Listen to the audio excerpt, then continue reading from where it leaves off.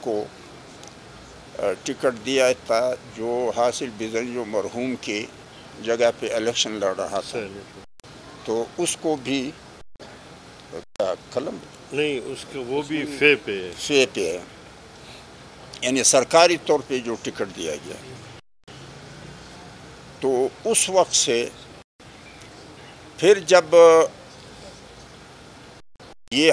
مسئلہ ذرا بلوچستان کے ساتھیوں نے اٹھایا، وہاں کے پی کے میں ہمارے مولانا شجاع الملک صاحب اور مولانا گل نصیب خان صاحب اور صدر وحید صاحب اور اس قسم کے جو سرکردہ اور چیدہ ساتھی تھے، انہوں نے اٹھایا. تو پھر جا کر کے کامران مرتضیٰ صاحب نے درخواست جمع کی اور اس میں موقف اختیار کیا گیا کہ یہ الیکشن کمیشن نے از خود کیا ہے، حالانکہ اس میں کلیریکل غلطی ہے. حالانکہ مولانا کے دستخط سے خط موجود ہے، مولانا قمر الدین صاحب کے دستخط سے جو نائب امیر ہے اس کے دستخط سے خط موجود ہے، جو جنرل سیکرٹری ہے عبدالغفور سعیدری صاحب اس کے دستخط سے خط موجود ہیں اور اس میں گروپ ہے. اور اب مولانا شجاع الملک صاحب نے ایک پیٹیشن الیکشن کمیشن فائل کروائی ہے کہ یہ کلینیکل غلطی نہیں ہے بلکہ یہ تو باقاعدہ رجسٹر ہے، اور جب ایک نام سے جماعت دوسرے نام رجسٹر کیا جاتا ہے تو جنرل کونسل کی قرارداد کی پاس کرنا ضروری ہے، اور کیونکہ یہ دستوری آئینی مسئلہ ہوتا ہے اور ہمارے دستور میں غالباً دفعہ نمبر 5 کا ذیلی نمبر 12 ہے، دفعہ نمبر 12 کا ذیلی 5 ہے، مجھے یہ یاد نہیں ہے کہ ہمارے دستور میں ترمیم 2/3 اکثریت مرکزی مجلس عمومی سے ہوگی. تو اس وجہ سے جو اعلان حافظ کے عہدے کے خاتمے اور پھر رکنی خاتمے کیا گیا، یا مولانا گل نصیب خان صاحب کا یا شجاع الملک کا یا میرے بارے میں، جب ہم فضل الرحمان میں ہے نہیں، یعنی گروپ میں ہم نہیں ہیں، جمعیت علماء پاکستان کے ارکان تھے، ہیں اور رہیں گے، تو ہم اس پہ سوچیں گے کہ کیا ہم مولانا صاحب کو نوٹس دیں کہ آپ کس دستور کے مطابق جو جمعیت علماء اسلام پاکستان کے ساتھ ہیں ان باقاعدہ نام، ولدیت، قومیت، سکونت، اس کے جماعتی عہدے پرانے یا نئے، اگر کوئی عہدہ وہ اس کا شناختی کارڈ اور اس کا ٹیلی فون نمبر، اور صدر وحید صاحب نے شاید تجویز پیش کی تھی کہ اگر فوٹو اسٹیٹ ہو سکے، اور انشاءاللہ ہر ضلع میں ہم رابطہ مرکز کھولیں گے. کل تو روب اور شیرانی ضلع کے مشترکہ طور پہ انہوں نے مرکز کھولا ہے.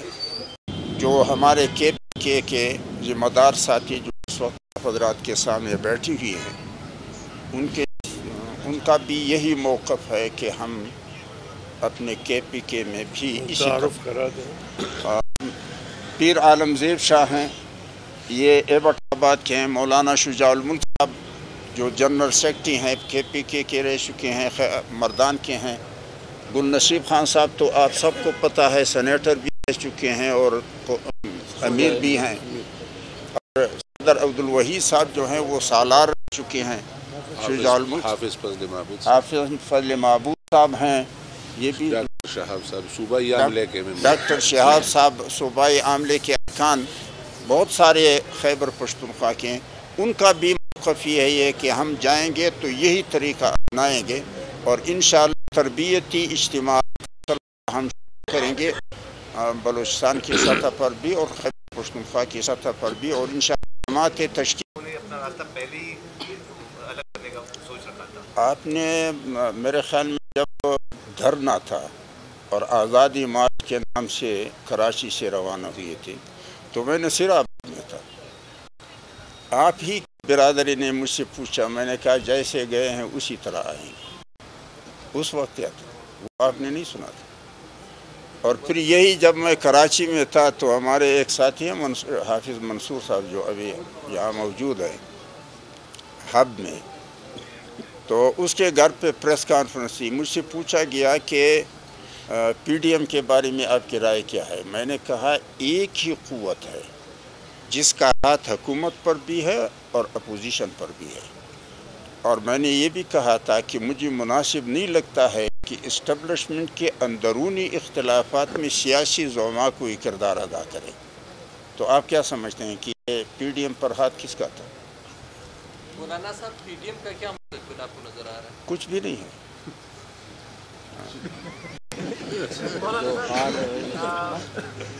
پیپلز پارٹی جو ہے اب وہ یہ کہہ رہی ہے کہ جو ہے وہ تبدیلی لائے اسمبلی کے اندر، یعنی وزیر اعظم کو ہی ہٹایا جائے، کہ اس سے پہلے وہ کہہ رہے تھے کہ نظام کو ہم لپیٹ دیں اور نئے انتخابات کی جانب جائیں۔ یہ دو پارٹوں کا کردار ملک کے توڑنے کے لیے ادا کریں گے، میں نے یہ کہا تھا، اور میں نے یہ بھی کہا تھا کہ ایک ہی قوت ہے جس کا ہاتھ اپوزیشن پر بھی ہے اور اسی قوت کا ہاتھ حکومت پر بھی ہے، اور یہ تھا کہ یہ ان کا ہر ایک ان کی جو مخاصمت ہے یہ برائے مفاہمت ہے، کوئی ہدف ان کا نہیں ہے کہ کوئی قومی مقاصد ہیں یا کوئی۔ آپ بتائیں کہ وہ جو کہتے ہیں جو میثاق ہے ان کا کہ ہم الیکشن کمیشن کو آزاد کریں گے، ہم عدلیہ کو آزاد کریں گے، ہم پریس کو آزاد کریں گے، یہ ساری آزادیاں ان کے امکان میں ہیں؟ آپ اس کو سچ سمجھتے ہیں؟ یہ لوگوں کو بیوقوف بنانے والی بات ہے۔ باقی ایک گزارش ہے کہ کشمیر میں جمعیت علماء اسلام نے ایک پٹیشن داخل کی تھی اور election commission of Azad Kashmir نے دونوں جماعتوں پہ دونوں کی رجسٹریشن منسوخ کی ہے، اور یہ ایک ایسی نظیر ہے کہ وہاں پر بھی انہوں نے یہ کہا تھا کہ دھاندلی ہوئی ہے۔ ہمارا جو بنیادی اگر ایک نقطے میں آپ سمجھیں گے تو یہ ہے کہ جس طرح پی ڈی ایم یا تمام سیاسی جماعتیں چاہتی ہیں کہ ملک میں فیئر الیکشن ہو،